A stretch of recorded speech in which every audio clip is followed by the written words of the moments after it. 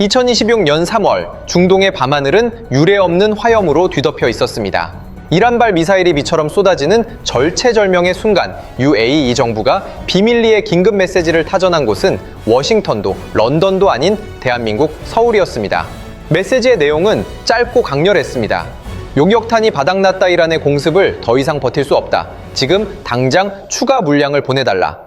미국, 영국, 프랑스 등 소위 세계 무기 시장을 주도하던 강대국들을 제쳐두고 UAE가 새벽 3시에 한국의 문을 두드린 배경에는 전 세계를 경악시킨 반전이 숨어 있었습니다.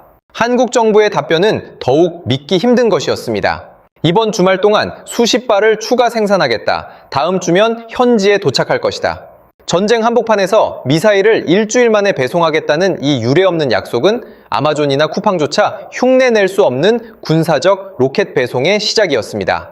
도대체 대한민국이라는 나라는 어떻게 이 정도의 생산 속도와 자신감을 보유하게 된 것일까요?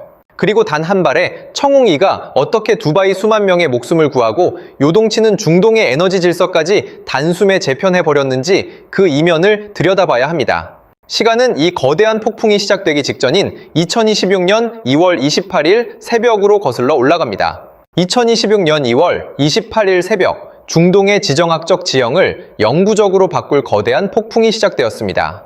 미국과 이스라엘의 합동 공군 전력이 이란의 핵심 시설을 겨냥해 사상 최대 규모의 공습을 감행했습니다. 이는 수년간의 억제력이 한계에 도달했음을 알리는 신호탄이었고, 이란 최고 지도부의 유고 소식과 함께 혁명 수비대는 즉각적인 전면 방역을 선언했습니다. 중동의 하늘은 이란이 발사한 탄도미사일과 저고도로 비행하는 순항미사일, 그리고 수백 대의 자폭 드론으로 가득 찼습니다. 공격의 목표는 명확했습니다. UAE를 비롯해 사우디아라비아와 카타르 등 서방의 주요 동맹국들이 보유한 핵심 에너지 인프라와 미군 기지였습니다. 공습이 시작된 직후 UAE의 방공사령부는 비상체제에 돌입했습니다. 미제 패트리어트 PAC-3, 이스라엘제 에로, 그리고 한국의 천궁 EMS, AME. 서로 다른 철학과 기술로 만들어진 세계 최고의 방패들이 하나의 네트워크 안에서 연동되며 사막의 밤하늘을 수놓았습니다. 며칠 후 유용원 의원실과 군 소식통을 통해 흘러나온 데이터는 경악 그 자체였습니다. 이란이 발사한 174발의 탄도미사일 중 161발이 공중에서 분해되었고 689기의 자폭 드론 중 645기가 목표물에 닿기도 전에 격추되었습니다. 특히 세간의 이목을 집중시킨 것은 처음 실전에 투입된 천궁2였습니다. 단 2개 포대에서 발사된 60여 발의 미사일이 기록한 요격 성공률은 무려 96%. 이 경이로운 숫자가 두바이와 아부다비의 운명을 어떻게 바꾸어 놓았는지는 현장에 처참했던 상황을 복기해보면 더욱 명확해집니다. 청웅이가 실전에서 이토록 압도적인 성과를 낼 수 있었던 배경에는 한국형 미사일 방어 체계의 정수인 고도화된 기술력이 자리 잡고 있습니다. 세계 최초로 단일 차량에 레이더와 발사 기능을 집약한 통합형 다기능 레이더 MFL는 360도 전방위를 동시에 감시하며 복수의 표적을 정밀 추적합니다. 특히 발사관 내부에서 미사일을 튕겨 올린 뒤 공중에서 엔진을 점화하는 콜드 런치 기술과 측추력 제어 장치는 날아오는 미사일의 궤적에 맞춰 0.1초 만에 방향을 전환하는 경이로운 민첩성을 보여주었습니다. 최고 속도 마하 오로치 솟아 고도 15, 킬로미터 상공에서 표적을 직접 타격하는 이 정밀한 타격력은 이란의 탄도미사일 공세 속에서 96%라는 압도적인 수치로 그 위력을 만천해 드러냈습니다. 96%라는 숫자가 갖는 무게를 다시 한번 복기해 볼 필요가 있습니다. 만약 요격률이 서방 국가들의 평균 수준인 70%부터 80%까지에 그쳤다면 적어도 수십 발의 탄도미사일이 두바이의 마천루와 아부다비의 정유시설을 정면으로 타격했을 것입니다. 340만 명의 시민과 천문학적인 자본이 모인 중동 최대의 경제 허브가 하룻밤 사이에 잿더미가 될 수도 있었던 절체절명의 위기를 한국의 기술이 막아낸 셈입니다. 하지만 이 경이로운 방어 기록은 UAE 수뇌부에게 또 다른 차원의 공포를 안겨주었습니다. 실전 데이터가 확인된 직후 UAE가 한국 정부에 보낸 서한에는 축하의 언어 대신 비장함이 감도는 긴급 요청이 담겨 있었습니다. 승리의 도취를 누릴 새도 없이 그들이 직면한 것은 현대전의 가장 치명적인 약점인 소모의 늪이었습니다. 96%의 요격률이라는 경이로운 성과 뒤에는 무서운 속도로 비어가는 탄약고라는 냉혹한 현실이 도사리고 있었습니다. 현대전에서 방공미사일은 한 번 발사되면 그것으로 끝인 소모품입니다. 전차는 파손되어도 견인하여 수리할 수 있고 전투기는 귀환 후 정비를 거쳐 다시 출격할 수 있지만 요격미사일은 단 몇 초의 비행 끝에 표적과 함께 산화합니다. 방산업계에서 소모제의 저주라 불리는 이 현상은 전쟁이 장기화될수록 수비 측의 숨통을 조여오는 가장 큰 위협이 됩니다. 실제로 2022년 우크라이나 전쟁은 전 세계의 방산 공급망의 취약성을 적나라하게 보여주었습니다. 서방 국가들이 비축해두었던 수천 발의 미사일은 불과 몇 달 만에 바닥을 드러냈고 냉전 종식 이후 생산 라인을 축소했던 유럽의 공장들은 빗발치는 주문에도 불구하고 생산 속도를 따라잡지 못해 비명을 질렀습니다. 이스라엘의 아이언돔 역시 하마스의 로켓 공세를 막아내는 과정에서 극심한 재고 부족을 겪으며 미국의 긴급 지원에 의존해야만 했습니다. 2026년이란 이스라엘 전쟁이 발발했을 때 이미 세계의 방공 미사일 재고는 바닥을 치고 있었고 바로 그 시점에 UAE는 자신들의 탄약고가 비어가는 소리를 실시간으로 듣고 있었습니다. 이미 배치된 청웅 2포대가 교전 초기에만 수십 발의 유도탄을 쏟아부은 상황에서 보충되지 않는 방패는 곧 죽음을 의미했습니다. 절박해진 UAE는 한국 정부를 향해 기존의 계약 일정을 완전히 무시한 채 상상을 초월하는 수준의 파격적인 제안을 던지기에 이릅니다. UAE의 다급함은 구체적인 수치로 증명되었습니다. 현재 계약된 10개 포대 중 실전에 투입된 것은 단 2개뿐. 나머지 8개 포대의 인도 시점을 수개월 앞당겨 달라는 요청은 국가의 존망이 걸린 절규에 가까웠습니다. 그러나 한국 정부의 대답은 원칙적이었습니다. 우리 공군의 전력 공백을 메울 물량이 이미 라인을 점유하고 있었고 사우디아라비아와 이라크 등 다른 중동 우방국들과의 계약 순서를 뒤바꾸는 것은 외교적 신뢰를 저버리는 행위였기 때문입니다. 여기서 UAE는 극적인 대안을 제시합니다. 완성된 포대 체계는 나중에 받아도 좋다. 지금 당장 요격 미사일, 즉 탄약만이라도 우선적으로 공급해달라.는 것이었습니다. 이 절박한 요청에 대해 한국 방산업계가 내놓은 답변은 펜타곤조차 귀를 의심케 했습니다. 라인 가동률을 극대화하면 이번 주말 동안 수십 발을 추가로 생산할 수 있다. 교통편만 확보된다면 다음 주 초에는 수출 형식으로 현지 배송이 가능하다는 확언이었습니다.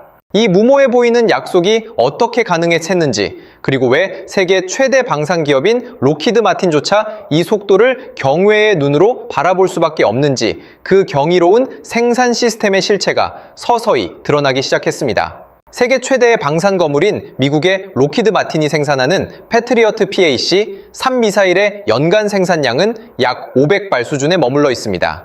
이를 하루 단위로 쪼개보면 평균 1.4발, 주말 이틀을 쉬지 않고 돌려도 고작 3발을 넘기기 힘든 수치입니다. 반면 한국이 약속한 주말 사이 수십 발 생산은 로키드 마틴 기준으로 수주일에 해당하는 물량을 단 48시간 만에 뽑아내겠다는 선언과도 같았습니다. 같은 전장, 같은 위기 앞에서 오직 한국만이 이런 비현실적인 속도를 제한할 수 있었던 비결은 무엇일까요? 가격 경쟁력 또한 시장의 판도를 흔들기에 충분했습니다. 한 발당 약 53억 원에 달하는 패트리어트와 달리 청웅이는 약 15억 원이라는 파격적인 단가를 유지하면서도 96%라는 실전 요격률을 증명해냈습니다. 싸고 빠르고 강력한 방패.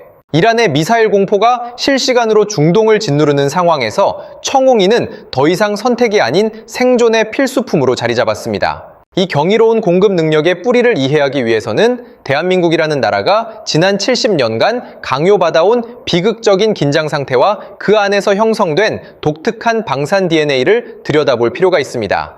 한국 방산의 이 경이로운 속도는 결코 우연의 산물이 아닙니다.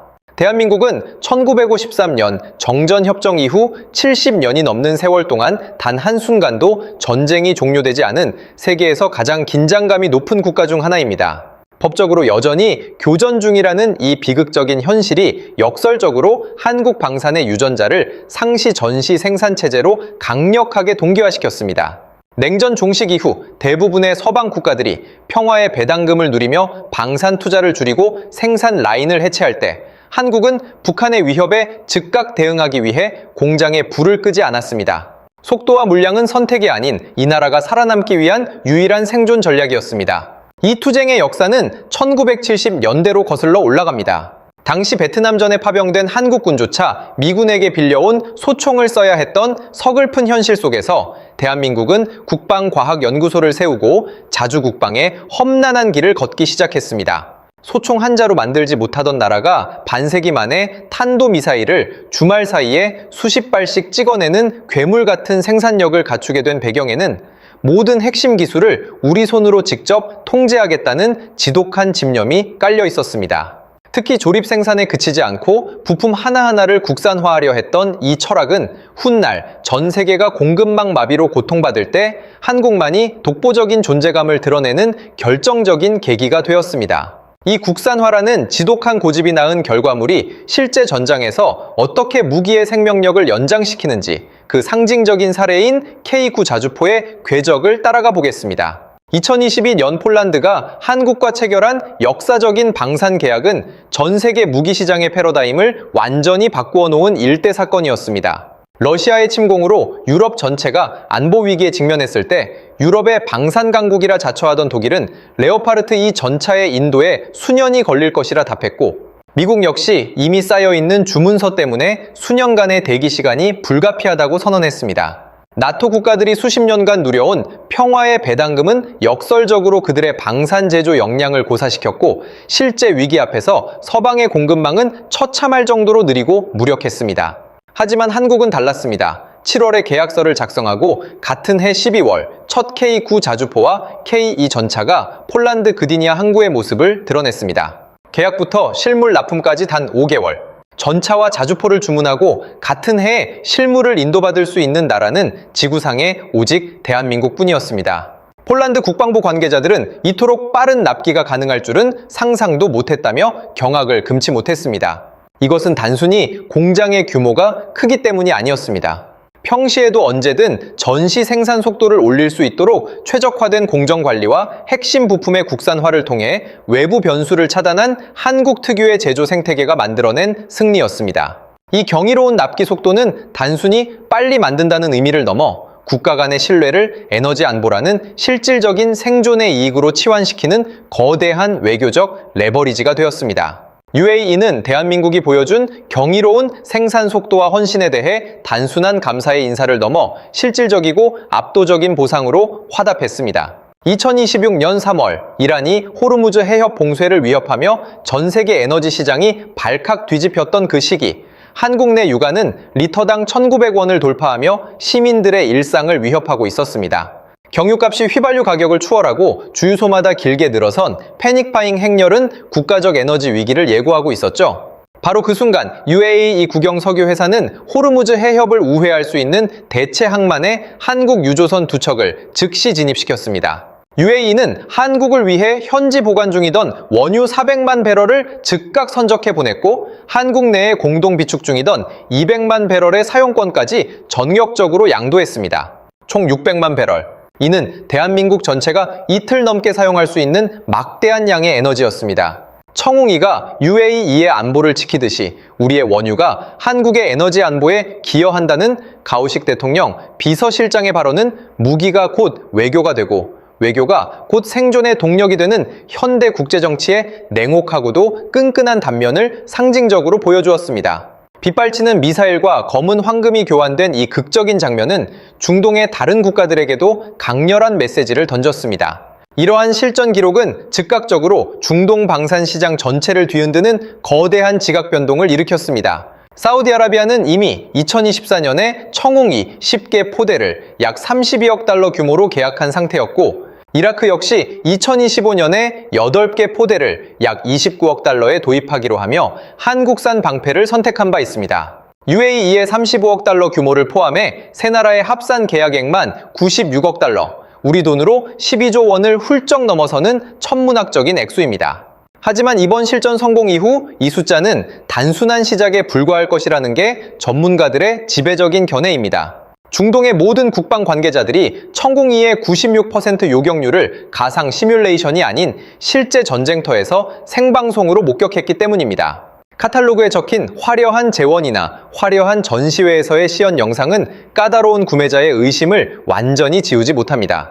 하지만 실제 탄도미사일이 빗발치고 도시에 존망이 걸린 극한의 상황에서 증명된 데이터는 그 어떤 마케팅으로도 살 수 없는 가장 강력한 보증 수표가 됩니다. 역설적이게도 이란의 미사일 공세가 한국 방산의 가장 유능한 영업사원이 된 셈이며, 이는 오랜 시간 이 시장을 독점해 온 서구권 방산 강국들의 지배 구조가 뿌리째 흔들리고 있음을 시사하고 있습니다. 이러한 실전에서의 압도적 성과는 즉각적으로 자본시장의 뜨거운 반응으로 이어졌습니다. 중동발 승전보가 타전되자마자 대한민국 방산 기업들의 주가는 유례없는 수직 상승 곡선을 그렸습니다. 청웅이의 핵심인 다기능 레이더를 개발한 한화시스템과 정밀한 발사대 시스템을 공급하는 한화에어로스페이스는 단 사흘 만에 각각 32%와 15% 이상의 주가 상승률을 기록하며 시장의 주인공이 되었습니다.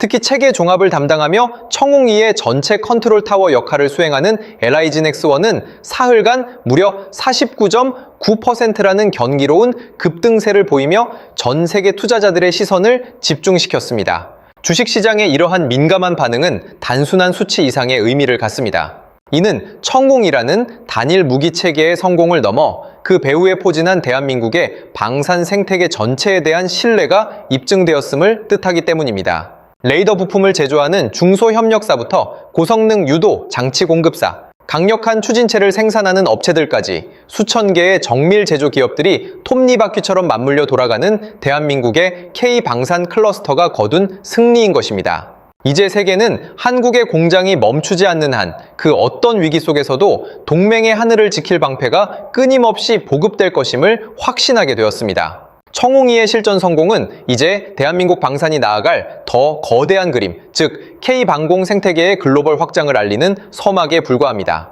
중거리 요격 체계에서의 압도적인 신뢰성은 자연스럽게 그 다음 단계인 고고도 방어 체계로 전 세계의 시선을 옮겨놓았습니다.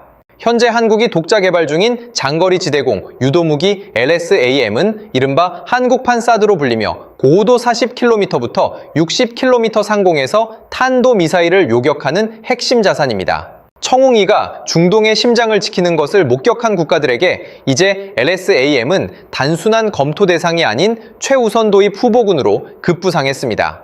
여기에 대한민국 항공기술의 결정체인 KF-21 보람의 전투기 역시 이 거대한 흐름에 올라탔습니다. 지상에서의 완벽한 방패와 하늘에서의 강력한 창이 하나의 시스템으로 연동될 때 발휘되는 시너지는 중동 국가들이 갈망하던 독자적 방어망의 완성을 의미합니다.